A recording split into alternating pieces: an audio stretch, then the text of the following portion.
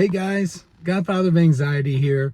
Just wanted to do a short video about negative thought patterns and the role they play in recovering from anxiety disorders.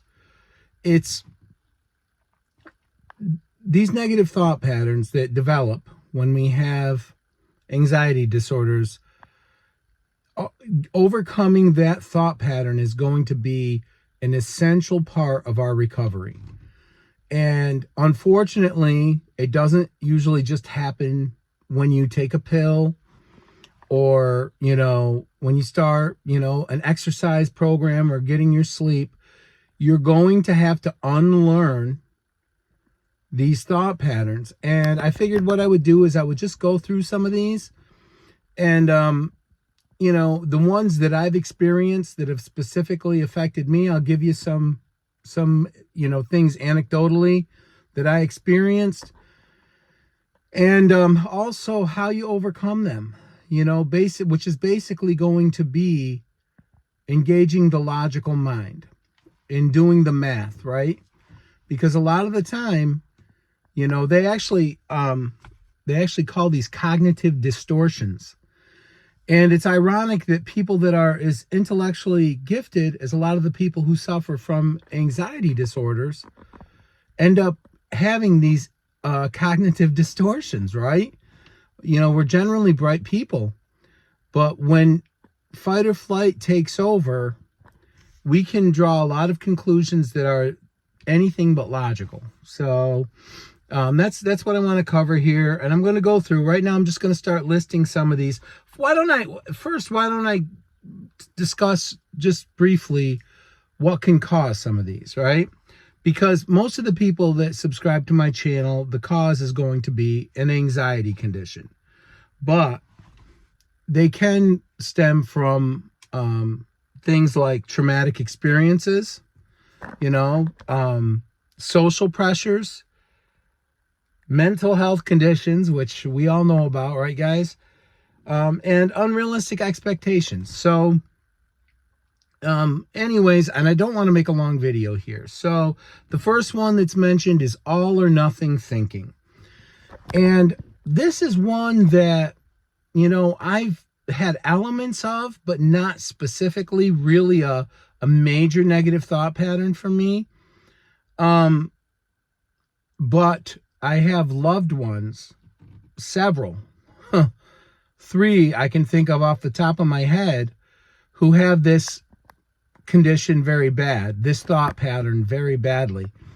And what it does is it makes it so that, okay, one person in particular, if he arrived a minute late at his job, he wouldn't go in. A small dent on the back of a refrigerator that you will never see, no one will ever see, and it can make it so that another person I know can't sleep for a week. All they can think about is the fact that on the back of the refrigerator, where no one will ever see, there's this very small dent that occurred when they moved the refrigerator in the house. It can also have to do with that type of thinking that we have with diets, right? When we're starting a diet or an exercise routine, and one meal we eat something that we didn't have written down, well, that's it. The other these are all specific instances that I have seen happen with the 3 people that I know that this negative thought pattern has affected dramatically. These are 3 experiences that have actually happened with them.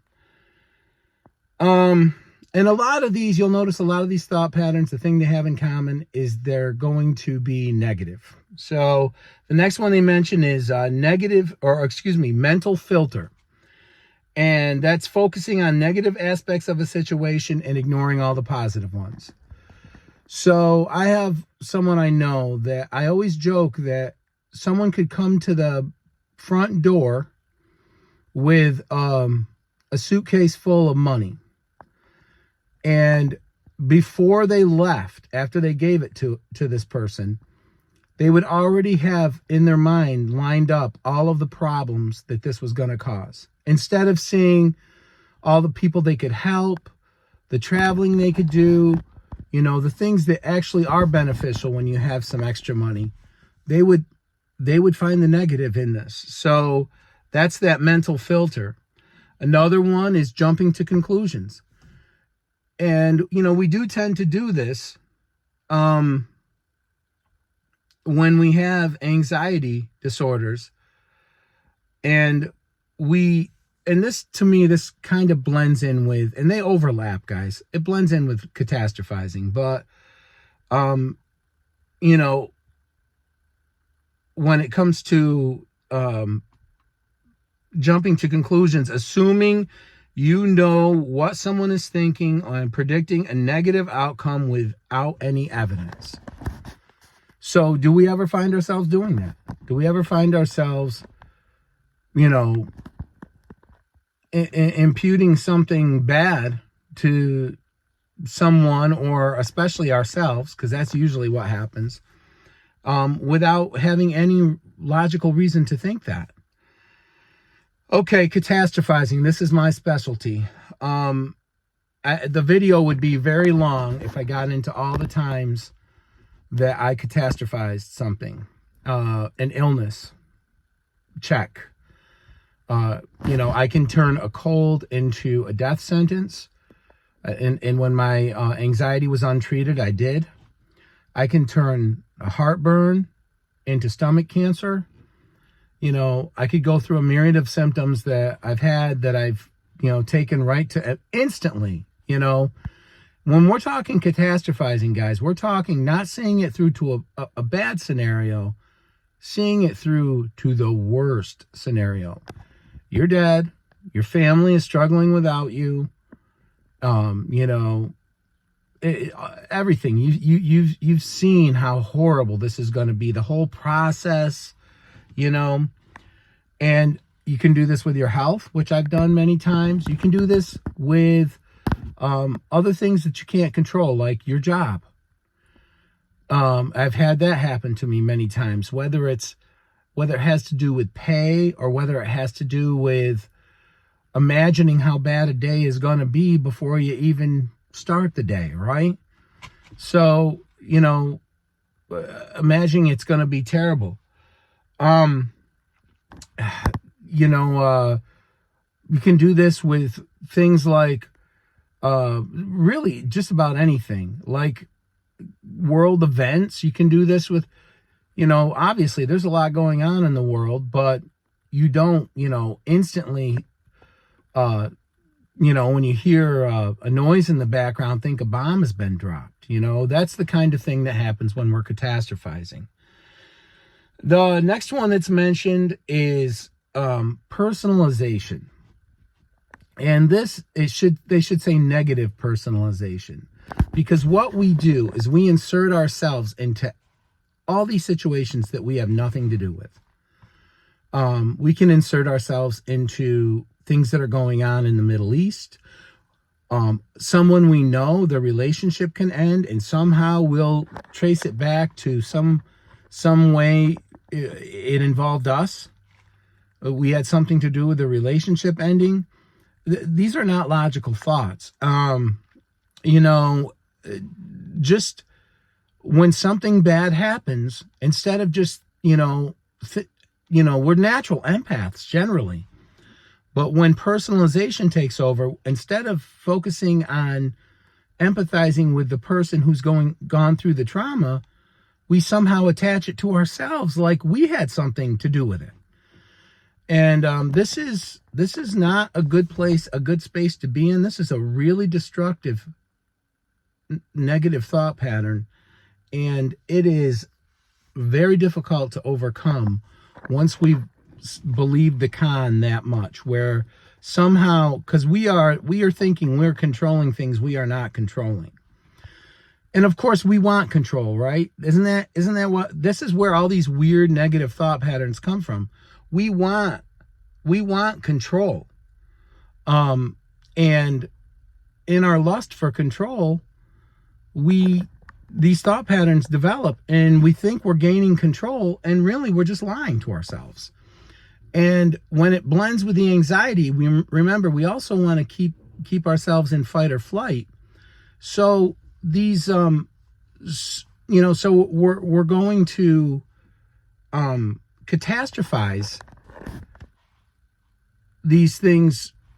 These things are going to not just involve us, but they're going to be the worst possible outcome. So, and that negativity, that's now I can finish my thought here. That negativity is what's going to drive and keep you in fight or flight. So here we're simultaneously trying to gain control over something, but keep ourselves in fight or flight. The two things are completely antithetical. But this is what happens when you become almost addicted to the state of anxiety you're in. And it's not a conscious thing. You don't really want this, right? Nobody really wants to have panic attacks all the time or feel horrible all the time, have physical symptoms that are debilitating, not be able to drive, not to become housebound. These are horrible things.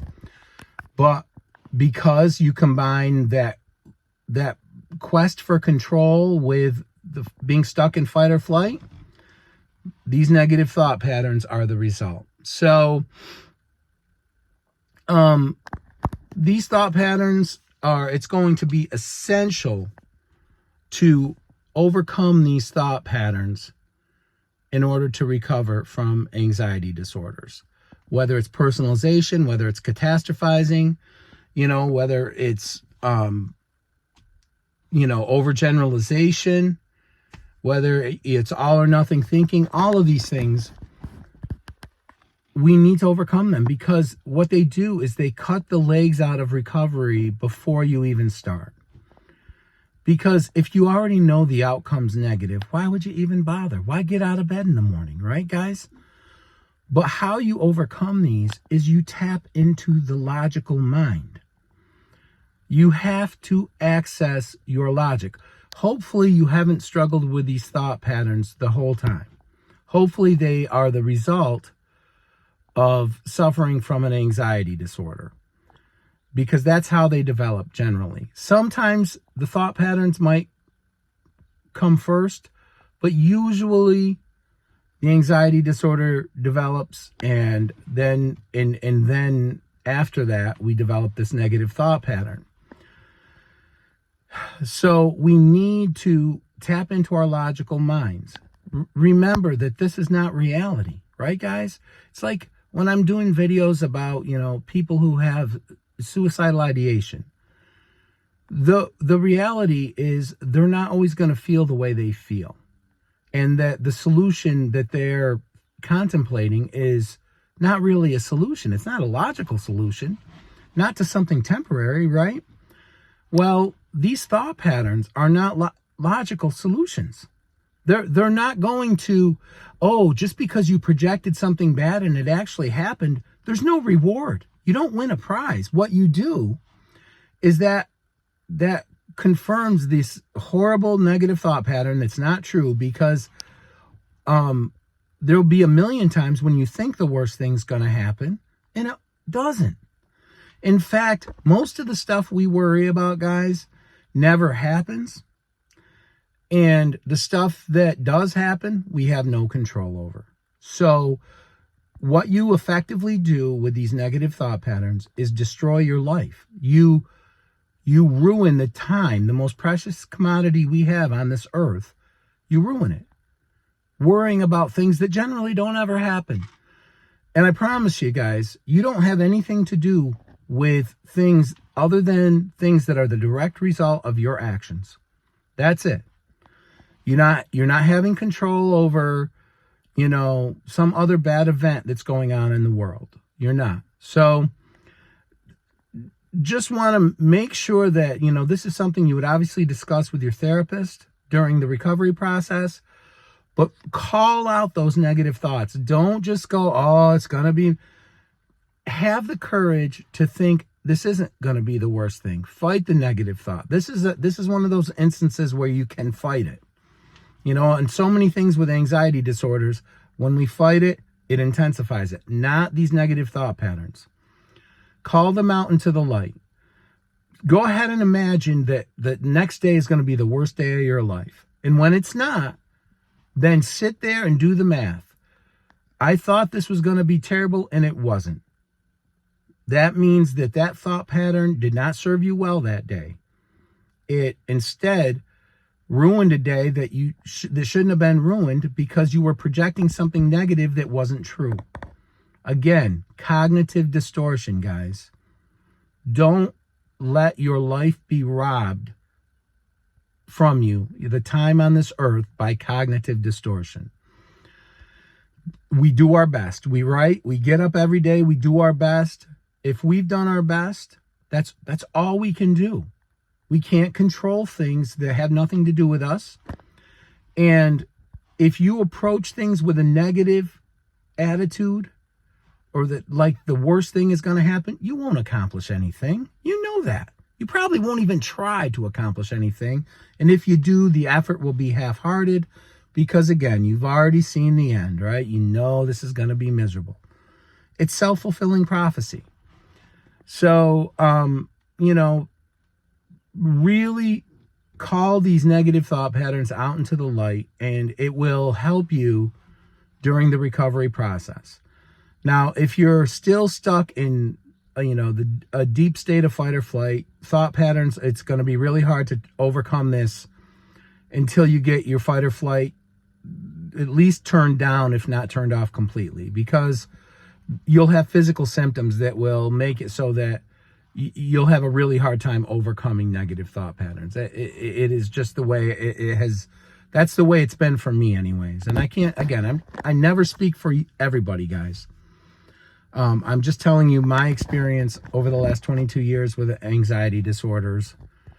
And for me, you know, it's once you start to recover that you really have to work on these negative thought patterns. And because they will stymie the recovery. They will keep you from achieving all the things that you should be able to achieve easily with your talents and skills and abilities if you're carrying these negative thought patterns with you. Now, there's a overgeneralization that people make. They say happiness is a choice. To some degree, that is true. That is absolutely true. Some of the poorest people on this earth are the happiest. But at the same time, there's a lot of things that happen that are not a choice, and the reason why we react negatively to them because they're terrible, right? But in the case of overcoming negative thought patterns, that really does apply. We have to choose to see the positive, right? And I'm not talking about magical thinking in reverse. I'm not saying, oh, you know, find the good in, you know, someone's death or, you know, whatever. I'm not saying that. I'm not giving you some kind of philosophical baloney. But what I'm saying is be honest. Be honest about what's going to happen, what could happen, and what you can control. So the video went a little longer than I thought, but guys, I just want you to be aware of these negative thought patterns. If you're experiencing these, make sure you talk about them with your therapist, with your loved ones, and call them out into the light. Use your logical mind. Tap into logic and reason. And hopefully you have a voice like that, whether it's a therapist or a loved one in your life. You know, I've been very blessed to have several. And, but guys, until my next video, take care.